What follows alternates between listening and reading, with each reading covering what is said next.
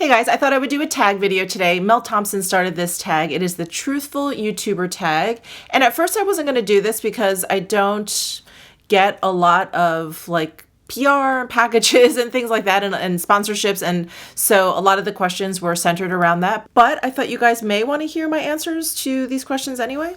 I don't know. I thought it'd be fun to do. So there are 16 questions. Wow, I don't think I realized that. I just pulled up Mel's video and in the description box, she has all of the questions.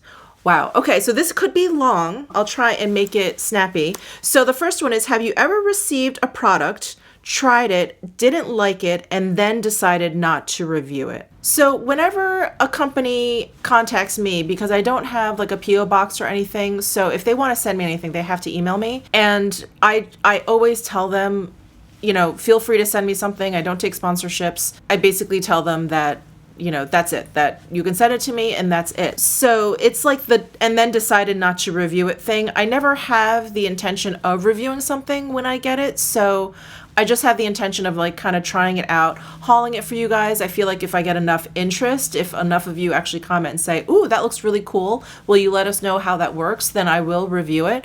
But no, I can't say that I've ever received a product, tried it, decided, didn't like it, and then decided not to review it because I never have the intention to review it to begin with, if that makes sense. I hope that makes sense. And then number 2, product you use alone but don't show or use online.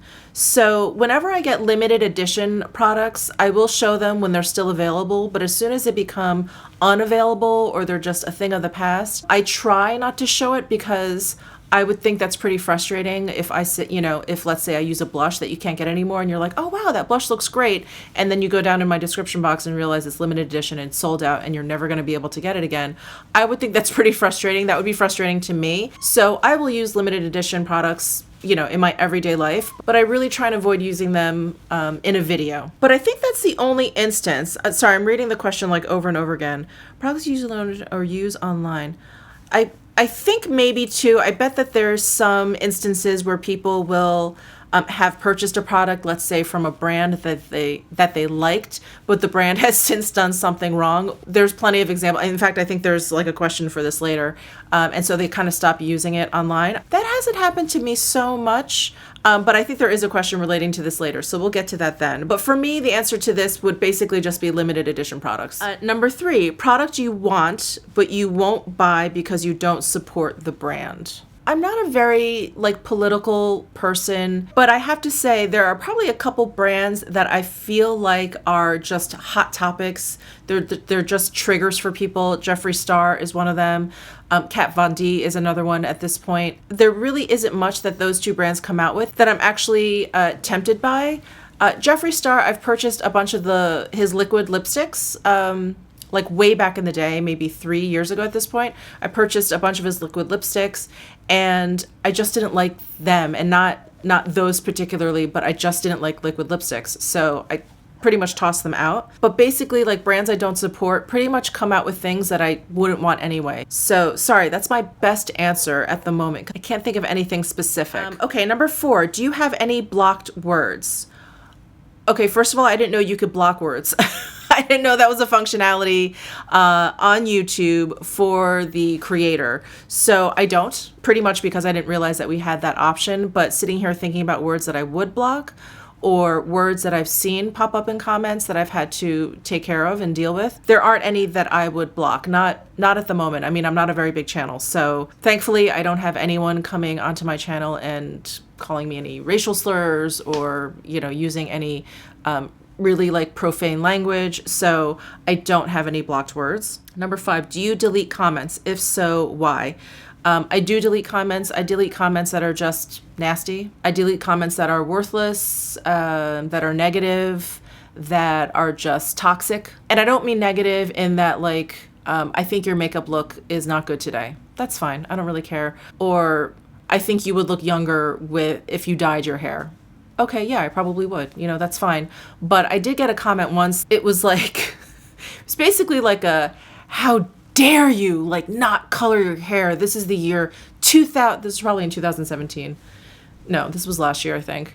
This is the year 2018. like color your hair. And I was like, exactly. This is the year 2018. I should not feel like I have to color my hair. This is like not 1958. So I deleted that comment. I was like, that's just dumb and ignorant. So those are comments that I will delete. So number 6, do you block people? Definitely.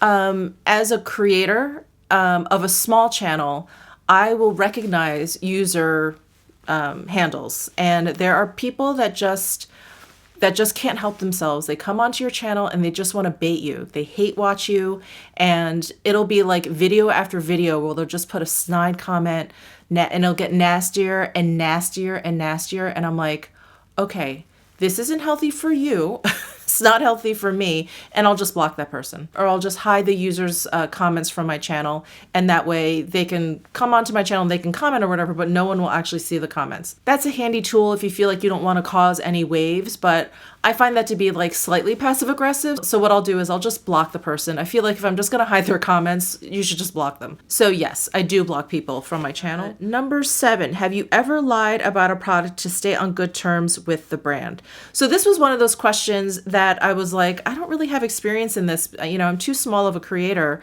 but no, I've never lied about a product to stay on good terms with the brand. I'm not on good terms with many brands. There are some brands that send me some things. I'm probably on the actual PR list of like 3 places, but no, I've never lied about a product to stay on good terms with the brand. I don't really see the point in that. I think if the company that's sending you things is a healthy one, they're going to want to hear both sides. And I'm sure you guys have heard that saying, bad PR is better than no PR, or like any PR is better than no PR. And like, even if I'm coming on to my video and saying, this wasn't the best palette at all, I'm still bringing this palette to your attention. And that sometimes is better than it not being talked about at all, because at least it's then on your radar. I think if a company is smart, they're going to be very open, first of all, to hearing all the positive and negative critiques about a product, and they're just going to be happy that someone's like bringing it to someone's attention. Personally, when I have YouTube on, it's in the background, and so I'm just hearing like keywords and buzzwords. Unless I'm sitting down and like staring at the screen and like making mental notes, I probably won't remember in the next day or so like what so-and-so said about that palette. I'll just remember like seeing that palette on YouTube somewhere. I feel like if a company is smart, they're just going to let you say whatever you feel about a particular product. Okay, that was number 7. Number 8, have you ever initially liked a product when you reviewed it and then changed your mind but didn't let your audience know? Not intentionally. I mean, I review and I haul a lot of products because I just love playing with makeup. But what I started to do and what I hope to continue doing are my mini reviews, which is when I go back 6 months and I review products that I talked about in that entire month. And that is when I hope to give you guys like my final review on a product. 6 months is long enough for me to have tried it at least 2 or 3 times in different climates at different times for different things. And so I feel like that's enough time for me to have been able to, create like a concrete opinion about something. So that is my attempt to be able to keep you guys up to date with my feelings on a particular product. So if I haven't let you know that I changed my mind about something, it's not intentional. It's not like, I don't like this, let's not tell them. It's just that there's a lot of stuff going on here. My goal definitely is to let you know if I've changed my mind about something. So my answer to that would be not intentionally. Number 9, influencer you don't trust. Ooh, all right, we're getting down to the T here. All right, the influencer I don't trust anymore because I used to really love her product like reviews and her favorites. And generally, I really liked the things that she recommended, but that's Jaclyn Hill. I feel like I can watch her tutorials because I think she's a great makeup artist. I think I generally learned a little something in every tutorial that she's done. But when it comes to talking about like products and stuff, I don't know. I just feel like, and I don't begrudge her this because the girl's making good money now and she's able to support herself. She's really young. Who knows how long this is going to last? So she's making her dough.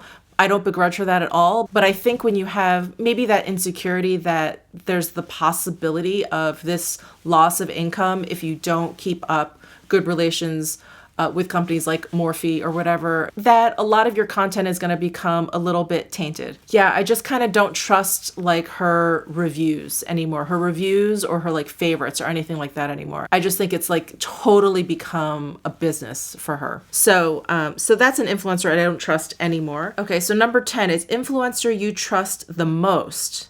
The most. I mean, I trust all the YouTubers I watch. I trust basically all of the ones that I watch regularly. Let me say that I trust, but the most. You know what? I'll say Jen Loves Reviews. I trust her the most. I feel like she just speaks her mind. She just speaks the truth. And what I like the most about her is she is the first one to say, maybe I was wrong, or I don't know, I can't answer that question, or can just very, very easily admit when she just doesn't know something. So I would say she is the influencer I trust the most. Number 11, secret tips or product application you don't show while on camera. I don't think I have any. I mean, I'm not a makeup artist. I'm just winging it. You know, I'm just like you. Like, I'm just a person who really just likes to play around with makeup. I love testing makeup. I have no secret tips. I mean, product application I don't really show on camera is just like when I'm doing my eyebrows or putting on mascara, because unless I'm talking about those products, just because it's so boring and it's the same thing every time. Like I use my Tom Ford Fiber Brow Gel for my eyebrows, mascara. It's the same thing. Like you're just brushing it onto your eyelashes. So those are things that I don't show generally while I'm on camera. Sometimes I do, but yeah, I'll skip over those things. But they're definitely not like secret tips. Definitely not. Number 12, have you ever showed one product but were actually using another? No, I don't even know when that instance would occur, like why you would need to do that. But no, I've never ever done that.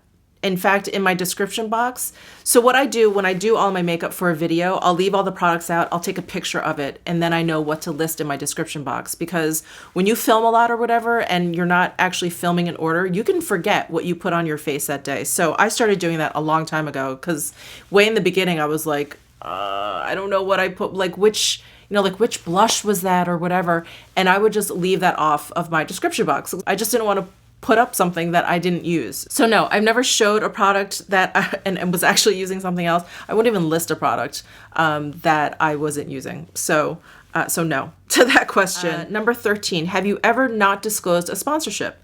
That's easy. No, because I don't take sponsorships. 14, have you ever had a bad interaction with a brand?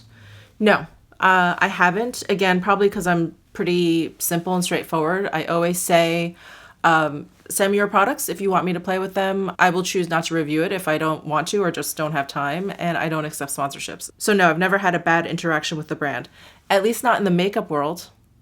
Okay, number 15, have you ever bandwagoned with other people's thoughts on a particular product? I don't think so. I remember when the whole subculture thing happened, I received my palette right after everyone started posting videos of their experience with subculture, and it wasn't good. Of course, that tainted my opinion of the palette before I got it. But when I got the palette and I tried it, it really didn't work well for me. So, I didn't make a video about it or whatever, but I did kind of show very quickly. I was like, I got this palette, it didn't work for me. And I showed like how patchy one color was.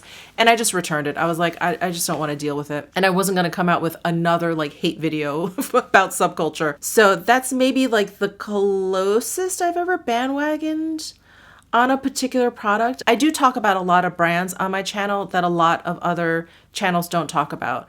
So I don't think that there's often an occasion for me to bandwagon, if that makes sense. So no, I don't think I've ever bandwagoned. Number 16, things other creators do that get on your nerves. What do other creators do that get on my nerves? I think the one thing that bugs me is just when there's a super long intro.